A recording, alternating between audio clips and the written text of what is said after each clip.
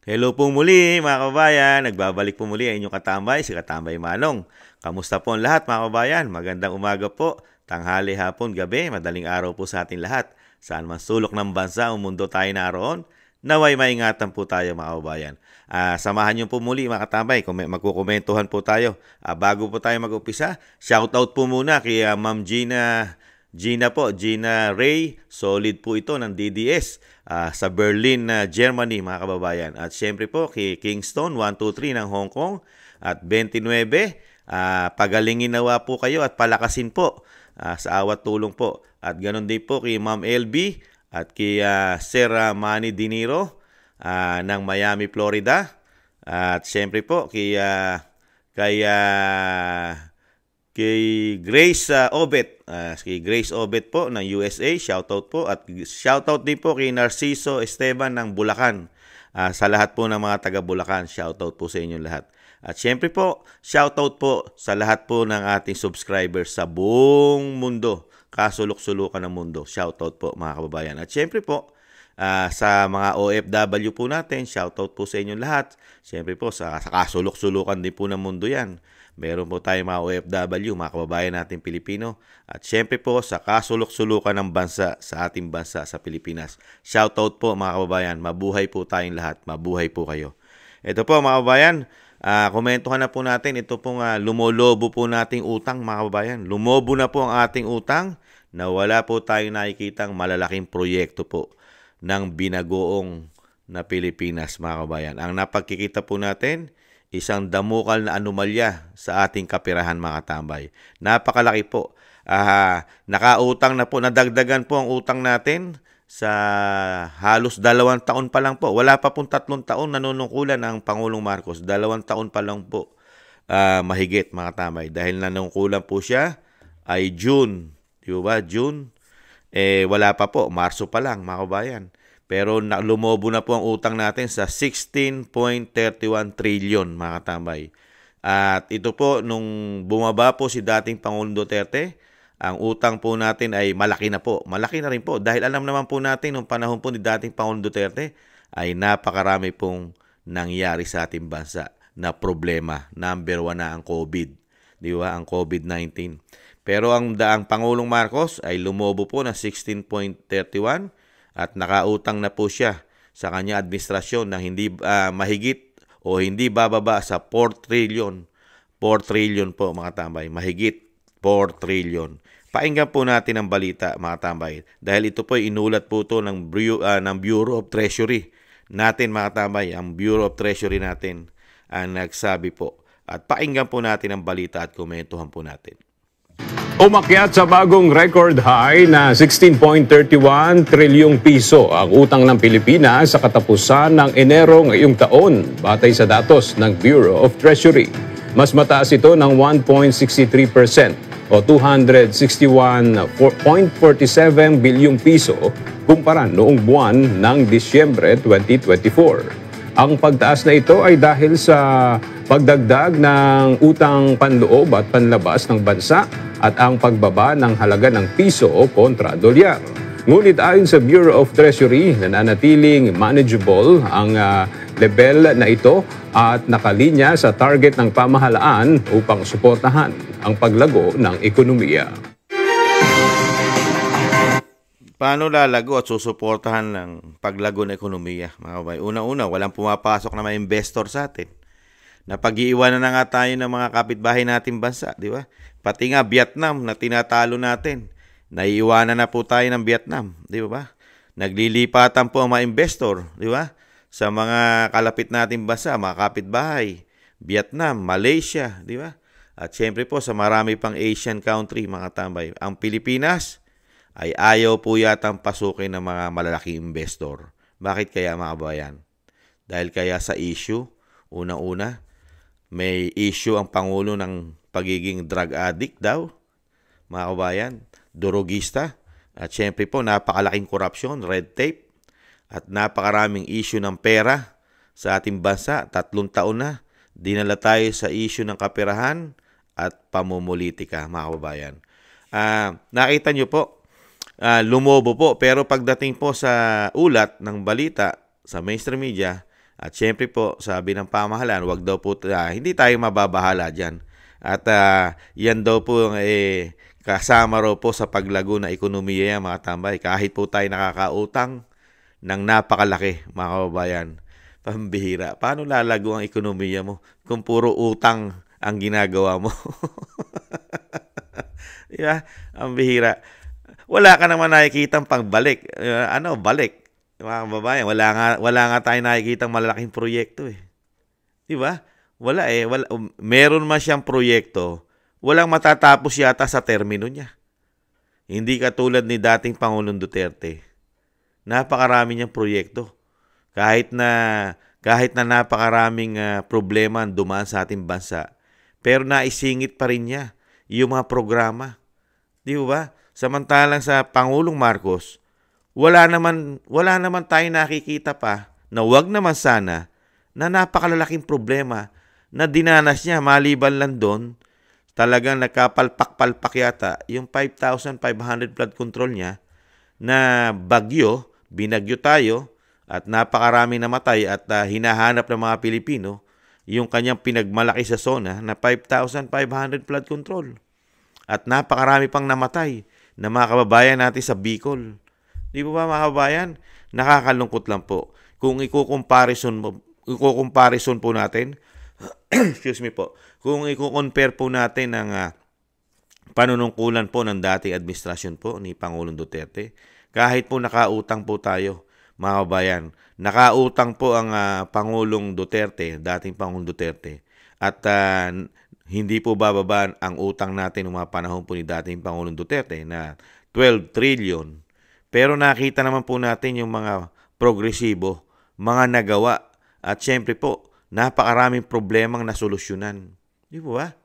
Pati nga yung ginawa po ng mga terorista, natatandaan niyo po yun, yung ginawa po ng mga terorista sa Marawi. Gaano karaming pera po ang ginugol natin doon para po yun ay maibangon muli ang Marawi. Di ba? Wala pong ganyan na dinadanas ang Pangulong Marcos. Pera po ang ginastos po dyan. At gaano rin po kalaki ang inubos natin pera at nagkautang-utang tayo. Sa pandemya, COVID-19, ilang taon po tayong naka-lockdown. Di ba? Bagsak ang ekonomiya natin. Pero hindi tayo nagutom. Hindi tayo pinabayaan ng gobyerno. Ngayon po, gutom na gutom tayo. Walang pandemya. Mamahal ng bilihin. Mamahal ng bayarin natin. Pero wala pong solusyon ng gobyerno, mga kabayan. Ang solusyon pong dinala sa atin ay puro pera. At syempre po ang walang kamatayang programang ayuda. Di po ba? Kung isusuma mo po ang ginawa ni dating Pangulong Duterte, umutang ang bansa, merong mga napakalalaking problema.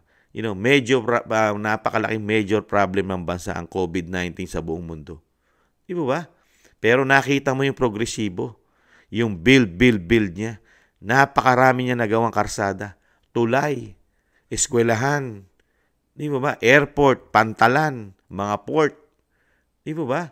Pati mga tren natin, naayos ang mga tren. Di ba? Kauna-unahan subway, proyekto ng dating Pangulong Duterte. At yung mga tren na magdudugtong papuntang Cavite, di ba? Natapos po, meron pa nga presidenteng magpapasagasa doon. Di ba? Grabe. At pati po ang kalinisan, nakita po natin ang kalinisan na ginawa ni dating Pangulong Duterte. Pati ang ating pamosong Boracay na nanganganib na ito ay masira at dumumi, ay nalinis at naayos ang Boracay. Diba? At napakaganda na ngayon. Balik na naman po ang ganda ng Boracay dahil nalinis ito at naayos. At lalong-lalo po ang Ilog Pasig. Sino lang po ang halos tumutok dyan para matapos na at mawakasan na ang karungisan at kababuyan ng mga nandoon po sa mga nagtatapon po ng dungis, dumi. Kasama po ang mga pabrika at mga residente na talagang binaboy po ng binaboy ang Ilog Pasig. Sino lang po nakapaglinis halos at tumutok? Di po ba ang administrasyon lang po ng Pangulong Duterte? Siya lang po ang nakapaglinis halos totally. Siyempre po, katulong po ang LGUs. Di ba? Tumulong din po dyan ang Maynila, ang mayor nung panahon ni Isko. At siyempre po, nung mayor na si Soto, Bico, I think, na taga-Pasig. Di po ba?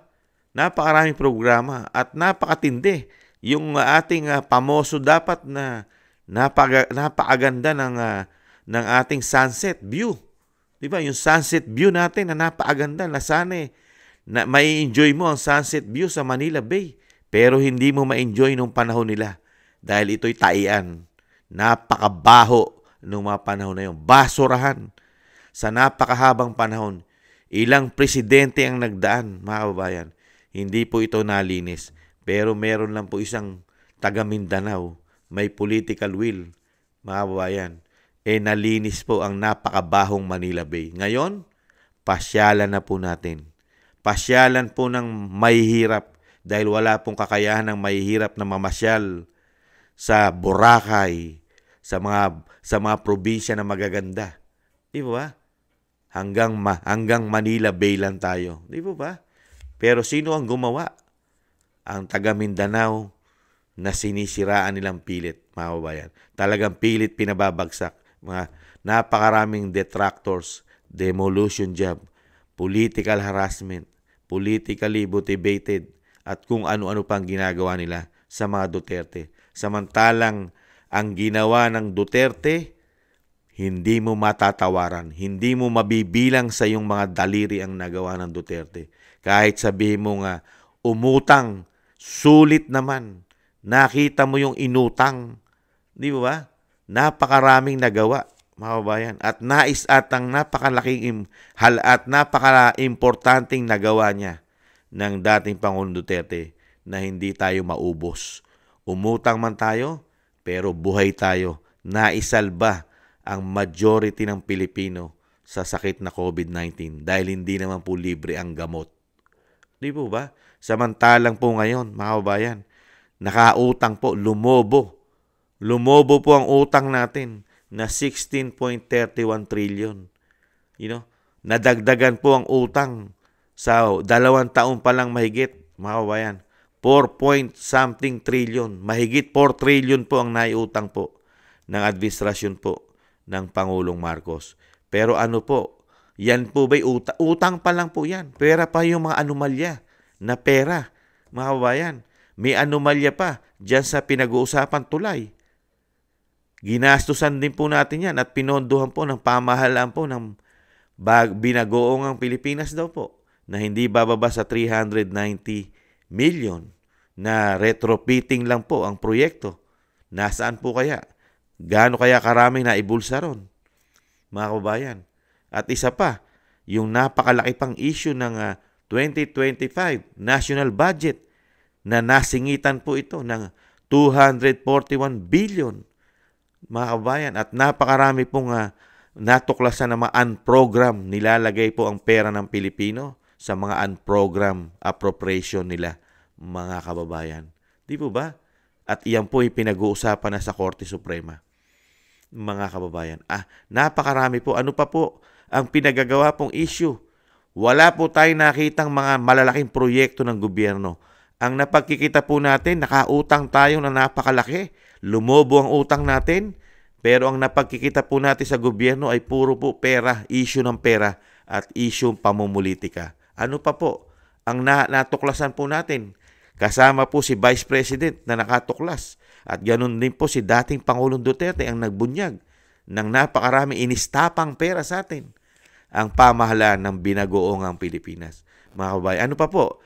Yung ginalaw nila at hindi pa rin na ipinapaliwanag sa taong bayan kung ano na nangyari sa gold reserve natin na hindi bababa sa 25 tons. 25 tonelada. At ito po daw ay nakakahalaga, di umano, ng 129 billion. Nasaan po kaya ito? Ano po kaya pinaggamitan ito, mga kabayan? Sino kaya ang bumili at saan kaya binenta ito, mga kabayan? At ano pa? Yung PhilHealth. Nagkakaproblema po ngayon sa PhilHealth. Di ba? Yung paglipat po nila ng 89 billion. Mga tamay, 89.9 billion. Pero nailipat na po yata talaga nila yung 60 billion mahigit, mga tamay. Pera po ng taong bayan. Istapa raw po yan, sabi ni dating Pangulong Duterte. Ano pa? Yung Maharlika Investment Fund natin, kamusta na kaya? Malaki na kaya kinikita niyan? 250 billion po, hindi bababa sa 250 billion ang ininvest po ng mga Pilipino dyan. At yung pera po natin sa GSIS na nakuhanan din daw po ng 62.5 billion, mga kababayan. Grabe, no? Pera ng Pilipino. At yung SSS po natin, 62.5 billion din po ang nakuha na sinasabing na-istapa raw po tayo, sabi ng dating Pangulong Duterte. At ano pa?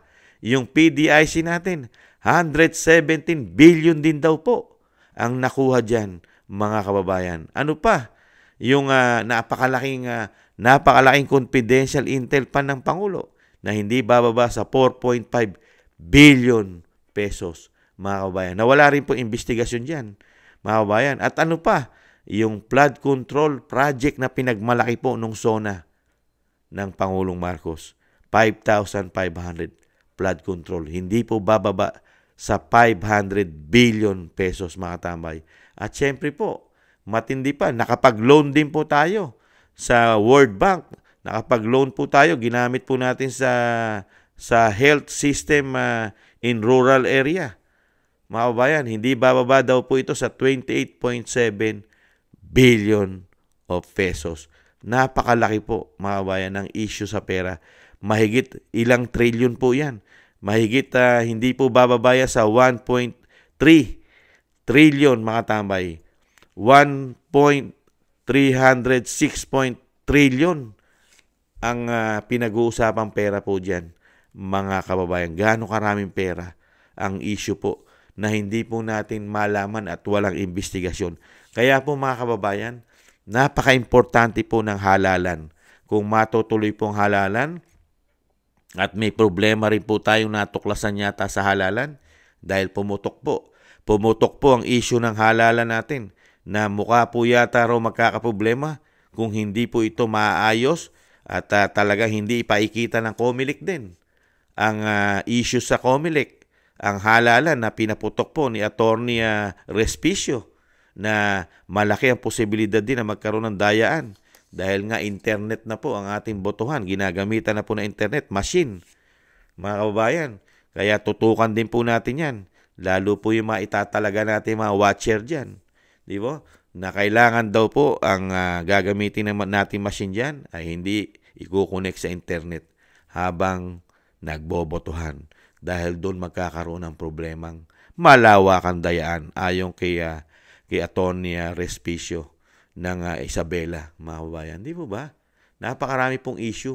Kaya po napaka-importante, kaya ako po nabanggit yan, mga kababayan. Napaka-importante po talaga ng botohan po natin. Kailangan po natin ipanalo at manalo po ang Team Suka, ang PDP laban, mga kababayan. Ipanalo po yan. Para po itong nabanggit ko po, nabanggit na inyong lingkod, ay matutukan pong imbestigahan.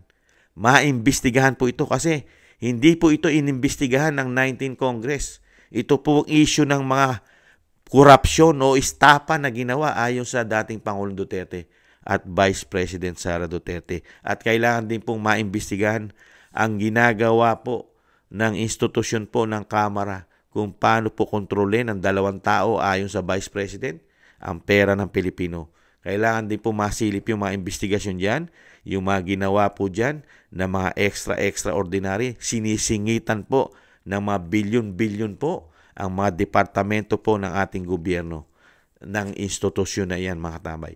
Kailangan po natin ipanalo, mga kababayan, ang Team Duterte, ang PDP laban para po maimbestigahan lahat at makita po natin kung saan dinala ang pera natin, mga kabayan, at saan dinala ang mahigit 4 trillion na inutang natin, na lumobo ang utang natin, na wala tayong nakitang malalaking proyekto ng binagoongang Pilipinas, mga kababayan.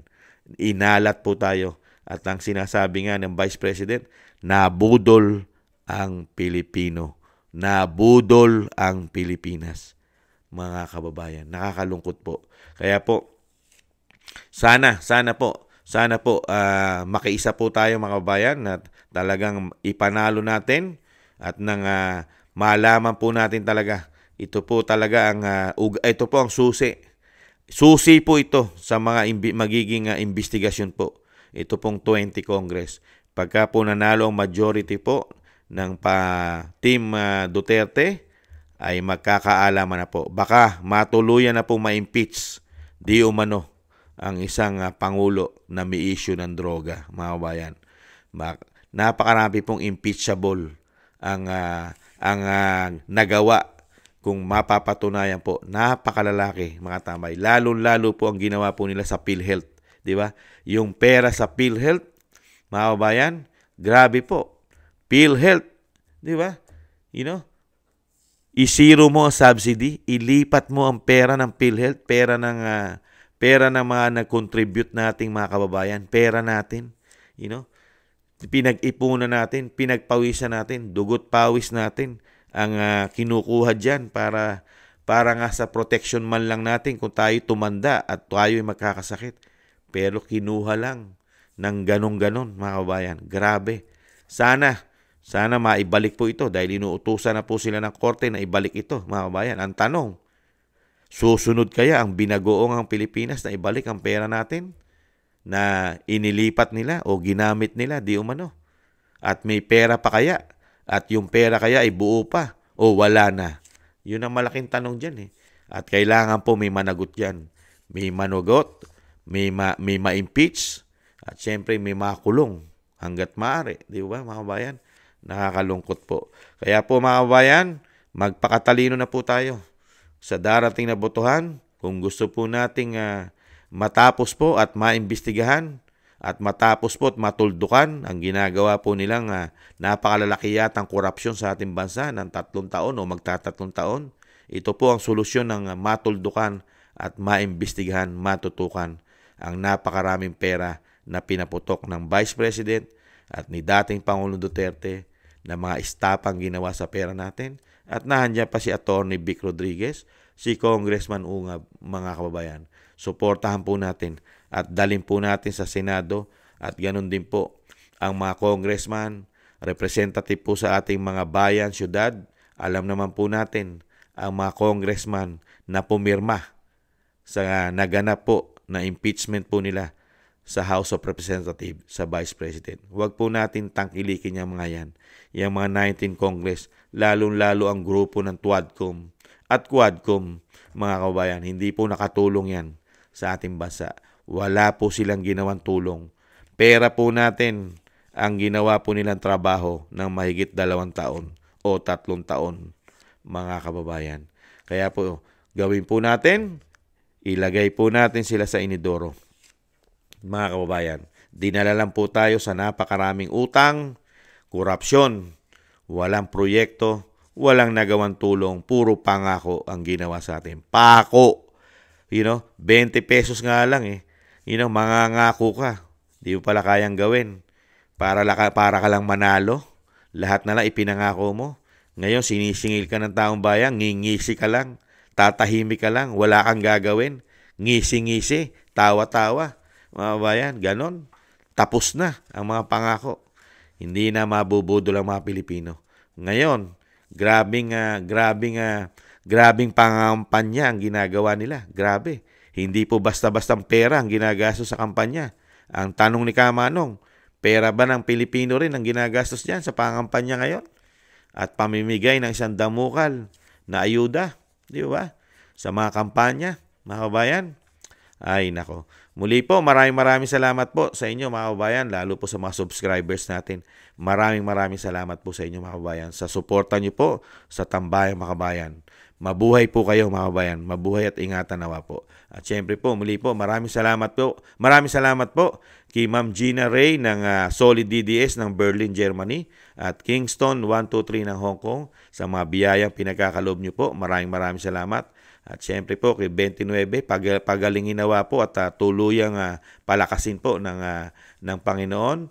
At shoutout din po kay Ma'am LB at kay Sir Manny Dinero at kay Grace Obet USA at Narciso Esteban Bulacan. Maraming salamat po, mga kababayan. At syempre po, maraming salamat po sa nakagusto po ng Tambayang Mga Kabayan sa YouTube at TikTok. At ganoon din po sa mga nagko-comment, like, share, and subscribe. Maraming salamat po. Konting tiis na lang po mga kabayan. Pagsapit po ng halalan, makapasok po ang ating pong pambato, malaki na po ang mababago po. Lalong-lalo po sa institusyon ng Senado. Investigasyon ang napaka-importanting unahin nila mga kababayan. Paalam, ingatan nawa, bye-bye.